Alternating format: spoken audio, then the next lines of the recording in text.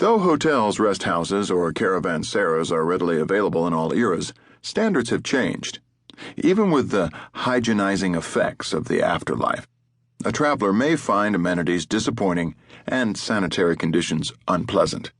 The bubonic plague no longer exists, yet the 14th century still has fleas galore.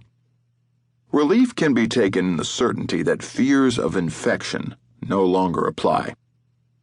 The freshly arrived usually want to visit home and will find familiar locales spruced up. This never cushions the fact that loved ones are seldom there.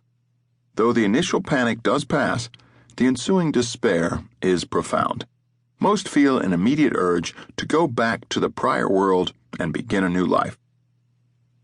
My first night I spent in a room above the cafe, having said goodbye to my family doctor after dinner. It was there I found the guidebook, 2 copies waiting in a drawer so I'd feel free to take one. By now, a loneliness had sunk in, and a paralyzing fear that I would not locate Lucy in time. "Don't worry," said Dr. Macmillan soothingly. This instantly made me worry. "You'll find your way. I suspect that when you go out for a morning walk, you'll turn a corner and find yourself on 2nd Avenue. He allowed himself a little laugh. "In the afterlife, all roads lead to 2nd Avenue. Then it'll be up to you whether you enter your building. You'll find a familiar key in your pocket, but it'll be your choice if you head up the stairs. Fit the key into the lock. Turn it." "I'm ready to go tonight. I may already be too late." "Take my advice. You need to sleep in first. You've been through plenty." I had the eerie sensation I'd never see him again, and said so. "That's true," he answered. We were standing amid passers-by, promenading around the excited port. There was a festival the next day. Boys were handing out candles and wooden stalls were being put up, hung with banners. "I've done my job, which was to welcome you. You don't believe everything I told you, and there's no reason you should. My patients never did, and look what happened to them. Give yourself a chance. You'll learn everything with your own eyes and ears." I could accept that Dr. Macmillan and his beloved Genevieve had returned separately, in hopes of trying again, whatever that might mean, though it sounded like a mistake to me.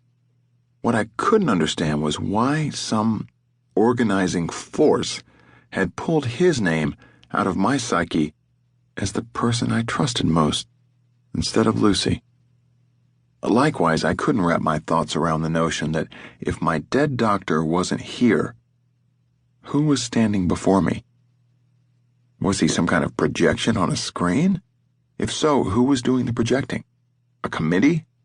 Me?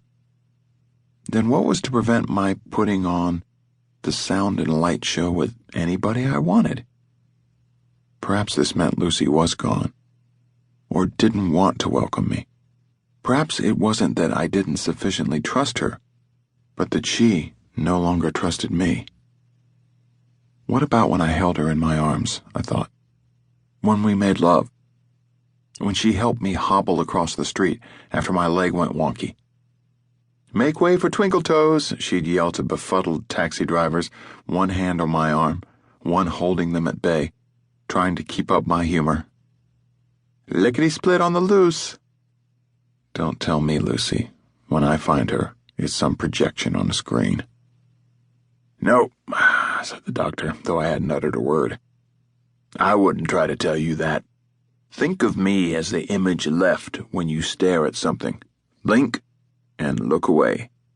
Only the living think the afterlife's full of ghosts." "What about all these people?" "They're not ghosts any more than you are.